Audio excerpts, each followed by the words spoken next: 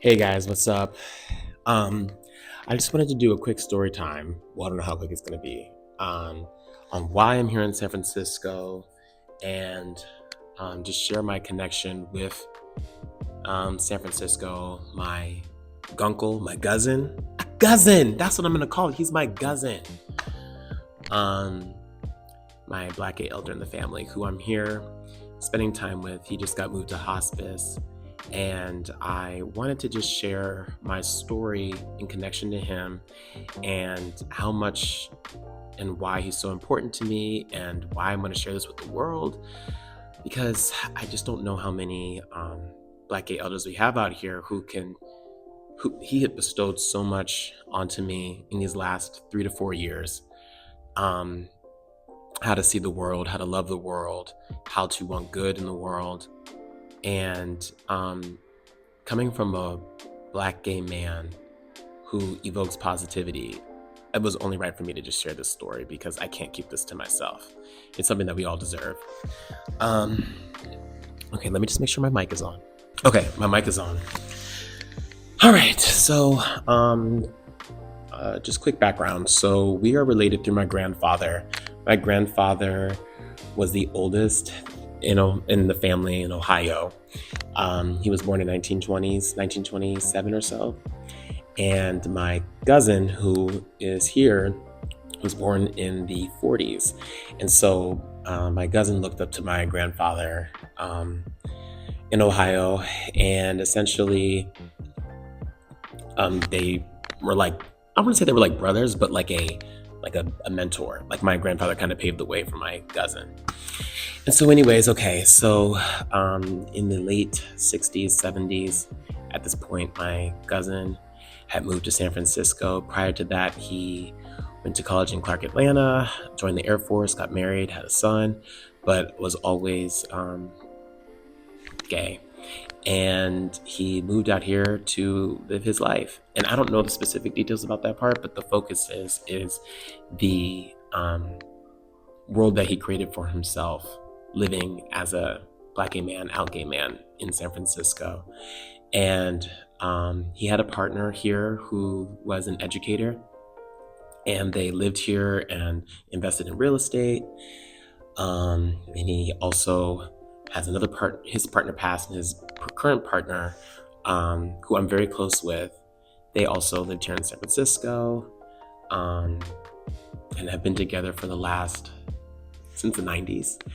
And have traveled the world together.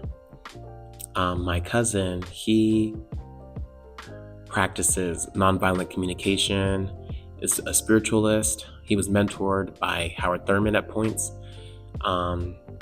and truly just is a person who evokes positivity and love for everybody. It doesn't matter where you come from, what color you are, what your past is. Like, he probably is the least judgmental person I know. And even if he does judge, he's aware of it and would still love you. So anyways, I say that all to say, I show up. I knew him when I was much younger. Anytime that my grandfather would have a birthday event or stuff, he would fly to the East Coast. And I have early memories with him. But it wasn't until I graduated from college that I started to become more connected with him as I was coming out. And my mom kind of just pushed me a little bit to being like, hey, you should reach out to your cousin because, he's this black gay man in San Francisco. Like, you guys might connect. And so in my 20s, I came out here, and I reconnected with him, and I met his partner. And immediately I was like, I need to be here as much as possible.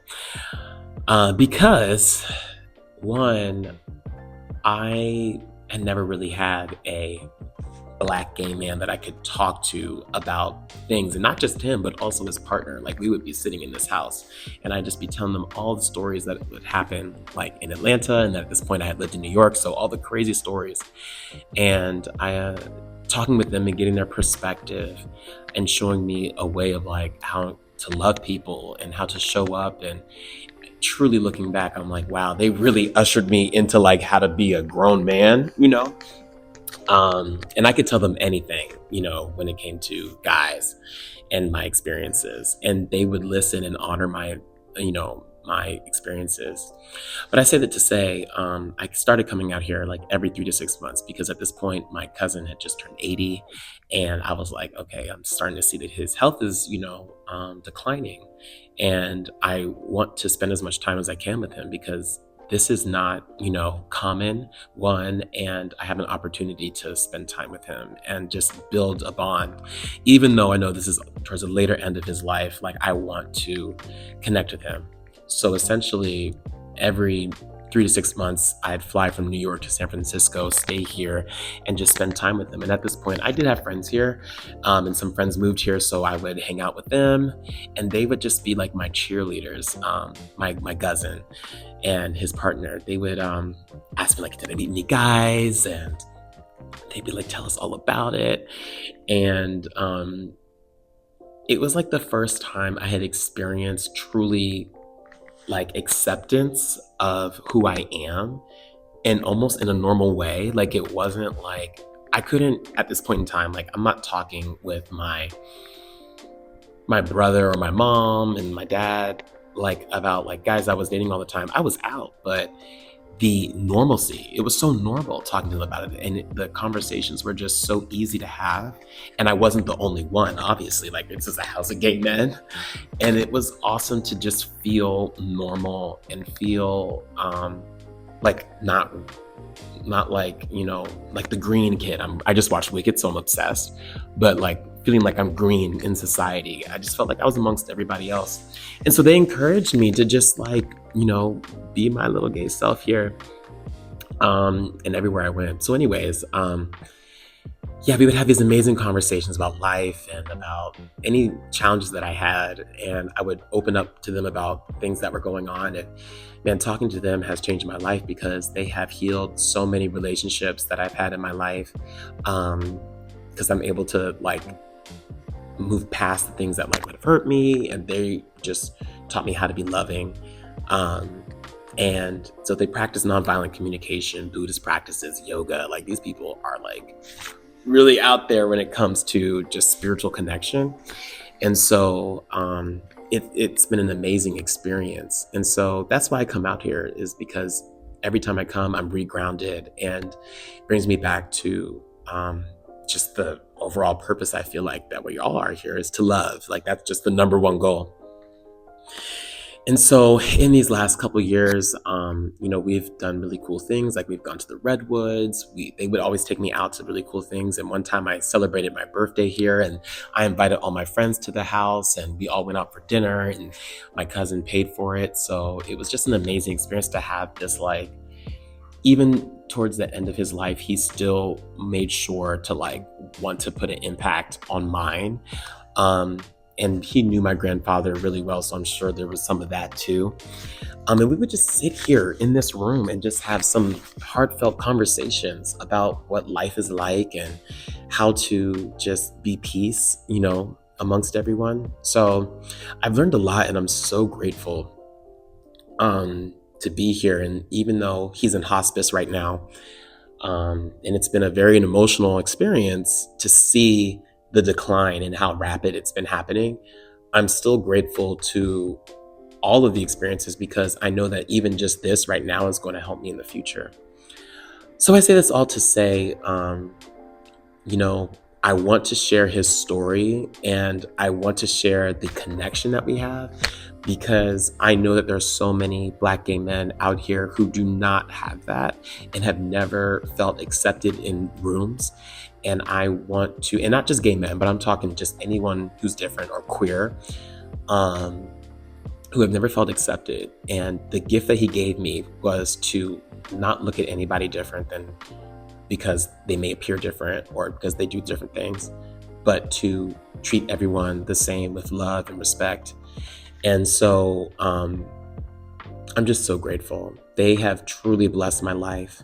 And I want to give that back by sharing this story. So if you guys have any questions, or I don't know, like all the other things, there's so many other details, but yeah, like I would love to share more, and I'm gonna show more of like the pictures and stuff of us.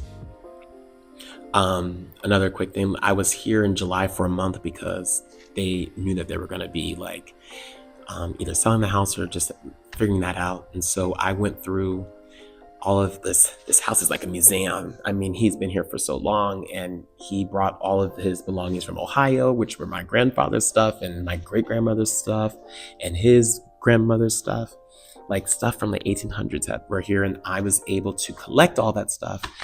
And my aunt, who's an archivist, was able to get it set up in the Ohio Historical Society. So there's a lot going on, a lot of amazing things going on, and a lot of stories to be told.